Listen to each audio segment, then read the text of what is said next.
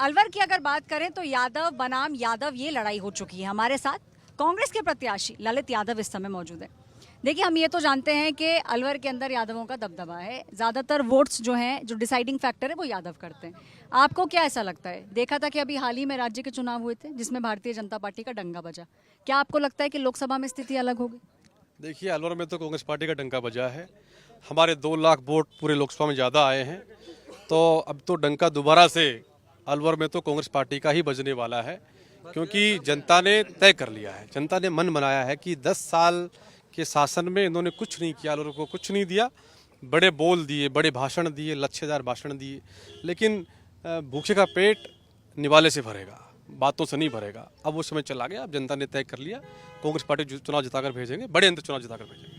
क्या आपको आकलन लग रहा है अगर अलवर की बात करें तो जो आपकी बहुमत होगी वो जिस तरह आसपास विधानसभा में हमें देखने को मिला है वैसा ही होगा? देखिए, उससे भी बढ़कर होगा, क्योंकि अब जवानी की नज़रों में चमक है। अलवर की जवानी 36 कौम की इस बात का इंतजार कर रही कब मेरे गांव के स्कूल में मशीन आवे, ईवीएम आवे और मैं वोट डाल कर मेरे नौजवान साथी को हिंदुस्तान की सबसे बड़ी पंचायत में भेजूं। आज जो लड़ने के लिए आए हैं भूपेंद्र यादव जी, उनको यहाँ के बारे में पता नहीं है, धरातल के बारे में जानते नहीं है, अलवर की वस्तुस्थिति के बारे में उनको पता नहीं है, लेकर के थोप कर उनको भेज दिया यहाँ।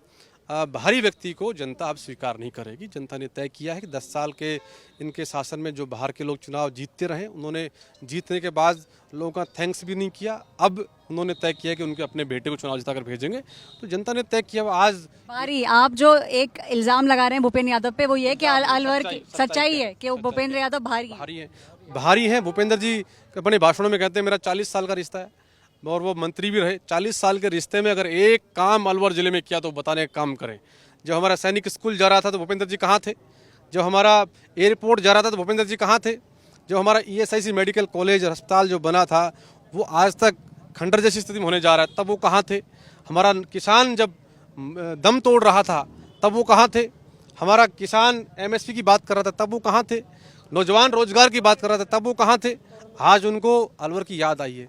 कोरोना काल में हमारे महबूब नेता राहुल गांधी जी सड़कों पर घूम रहे थे, भूपेंद्र जी कहाँ थे? अब वो मौका उनको नहीं मिलेगा। जितने बड़े कद की बात करते, मैं छोटा सा व्यक्ति हूँ, पहली बार विधायक का चुनाव जीता हूँ, लेकिन जितना छोटा व्यक्ति हूँ उतने बड़े अंतर चुनाव हरा के भेजूंगा। जितने छोटे हैं उतने बड़े से जीतेंगे। आप अलवर के लोगों को क्या एक वो प्रॉमिस क्या करना चाहेंगे? पानी एक बहुत बड़ी समस्या है अलवर में पानी की बड़ी समस्या है। इनके 400 पार के नारे की हवा निकल चुकी है। हिंदुस्तान में इंडिया अलायंस की सरकार बनने जा रही है, और हमारी सरकार बनेगी तो अलवर ज़िले को पूरे को, जो इन्होंने ERCP की बात करी, झूठे जुमले दिए, मुख्यमंत्री स्वागत करावत के घूम रहे हैं, कुछ भी उस पर काम करने का काम नहीं किया। चुनाव जैसे होगा वो ठंडे बस्ते में चली जाएगी। उन सबको हम ठंडे बस्ते में डालने के बजाय उस पर हम लोग इम्प्लीमेंट करेंगे, काम करेंगे, जनता के बीच जनता को पानी पिलाने का काम करेंगे।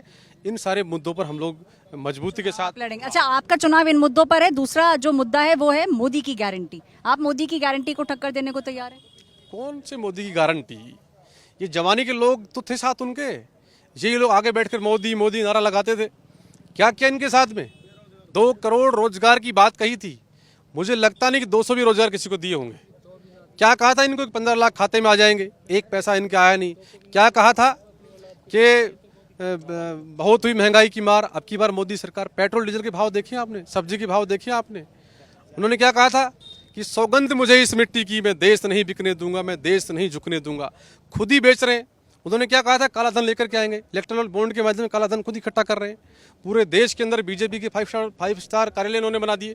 आप सब देख रहे हो, हिंदुस्तान का नौजवान देख रहा है, पढ़ा लिखा नौजवान समझ रहा है कि अब भाषण से, भाषण वीर कितना ही भाषण देवे, उससे पार पड़ने वाले नहीं है, काम करना पड़ेगा।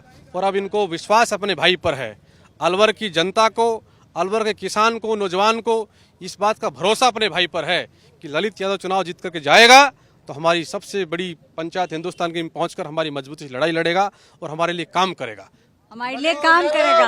ललित यादव जो कि कांग्रेस के प्रत्याशी हैं, उनका यही कहना है, और ये भी कहना है कि प्रधानमंत्री नरेंद्र मोदी जिनके नाम पे चुनाव लड़ा जा रहा है, मोदी की गारंटी को कांग्रेस पार्टी और ललित यादव जो हैं वो खुद इस समय चुनौती देने को तैयार हैं। कैमरा पर्सन प्रदीप गुप्ता के साथ ऐश्वर्या पालीवाल, आज तक।